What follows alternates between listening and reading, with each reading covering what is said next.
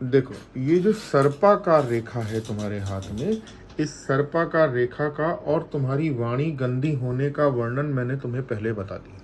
ठीक, वाणी गंदी क्यों है और सर्पाकार रेखा क्यों है। वाणी गंदी होने के पीछे ये वृश्चिक राशि के शनि है। शनि जो है वो मंगल की किसी भी राशि पर अपने आप को कूल, प्लीजेंट या अच्छा महसूस नहीं करते। सूर्य की राशि पे भी नहीं करते।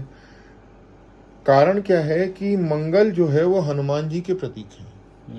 तो कोई भी अपराधी, निर्मम व्यक्ति, थानेदार, पुलिस वाला, आर्म फोर्सेस के पास आ जाएगा या उनके सामने खड़ा होगा तो अपने आप को अच्छा महसूस करेगा। वृश्चिक राशि के आपके शनि है, एकादश भाव में बैठे हैं, तो क्या है कि वो आपकी वाणी गंदी कर देता है और वो सोचता है कि आप आपके जीवन में बहुत अच्छे इंसान हैं और आपके साथ धोखा हो रहा है। ये एक भ्रम की स्थिति पैदा की हुई है ईश्वर ने तुम्हारी कुंडली में कालसर्प योग बनाकर। अब ये ठीक कैसे होगी? ये होगी दूसरे घर में तुम्हारी कुंडली के, जैसे 10 नंबर का तुम्हारा मकर लग्न है तो दूसरे घर के अंदर बुध और गुरु एक साथ बैठे हैं। तो बुध परिचायक होता है राधा जी का और गुरु परिचायक होता है विष्णु जी का।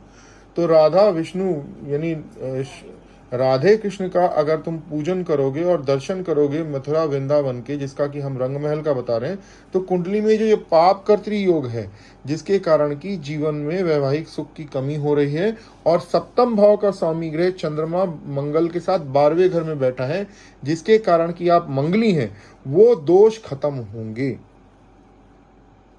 ठीक है, इसीलिए मैंने इसके अंदर सफेद पुखराज लिखा। तो सफेद पुखराज इसलिए लिखा कि शुक्र बलिष्ठ हो, और पन्ना इसलिए लिखा कि बुध की कृपा हो।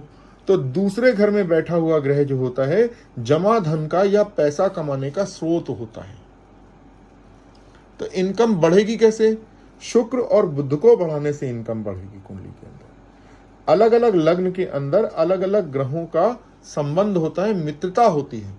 अगर आप बृहस्पति के लग्न के अंदर सफेद पुखराज पहना देंगे तो वो घातक हो जाएगा।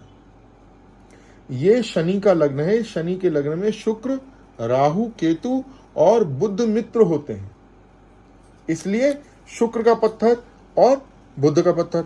अच्छा, शनि का पत्थर मैं क्यों नहीं पहना रहा हूं? क्योंकि शनि ऑलरेडी तुम्हारे जो है वो तुम्हारे अंदर ये एक बिलीव जताते हैं कि तुम बहुत काबिल आदमी हो।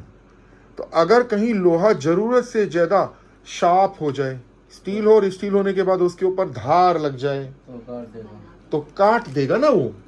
तो तुम्हारी वाणी ही अभी काट देती है, व्यवहार काटने लगेगा तो फिर तुम क्या होगे? समाज में रहने लायक नहीं होगे, जंगली हो जाओगे, नियंत्रण से बाहर हो जाओगे। इसलिए शनि का पत्थर यानी नीलम तुम्हें धारण नहीं करवा रहा हूं। जिन जिन लोगों को नीलम पहनाया, बहुत कम लोगों को पहनाता हूं, जिन जिन लोगों को पहनाया उन्होंने करोड़ों रुपए कमाए नीलम से। लेकिन आप सफेद पुखराज उससे पन्ने से कमाएंगे। ठीक है, अपना पूजन करवा लीजिए जो कि राहु का है, बेहद खराब है। मंगल 12वें घर में बैठे हैं, चंद्रमा 12वें घर में बैठे हैं, सूर्य आपके अष्टम भाव के स्वामी होकर तीसरे घर में बैठे हैं। तो सूर्य तीसरे घर में बैठकर लेजीनेस ले आते हैं, या काम अगर करने लगता है तो काम बनता नहीं है। अष्टम भाव जो होता है मृत्यु का घर होता है। मृत्यु घर का स्वामी ग्रह जो हाथ पैरों में चला गया, तीसरा घर हाथ पैर का होता है, कर्म का होता है, सुस्त हो गया। तो ये 3 बार अपने आप को वो करने की भी कोशिश करते थे। तो हम तो सारी बातें बोल ही रहे हैं, सुसाइड करने की कोशिश करेगा या दिमाग में मेंटल टेंशन रहेगी, सारी बातें तो बोल ही चुके हैं। और आपको बताने की क्या जरूरत जब आपके परिवार के अंदर आपका सगा भाई हमारे बताने पे खत्म हो चुका। नहीं, वो तो जो हुआ वगैरह इसके साथ ना हो तो इसके ऊपर कोई तो अनुकंपा रही होगी ईश्वर की, जो ये जानने के लिए आया है। अगर राधा कृष्ण ने इसे बचाना होगा तभी तो मैं कह रहा हूँ कि पूजन करवा लो। मथुरा वृंदावन के ऐसे खास दर्शन है जो कि हर किसी को नहीं पता है। उसमें एक मंदिर ऐसा है जो कि हाथ के अंदर ये सर्पाकार रेखा बनी है, उसके दर्शन मात्र से कट गए। ठीक, हाँ तैयारी कर लो, चले जाओ, हो जाएगा।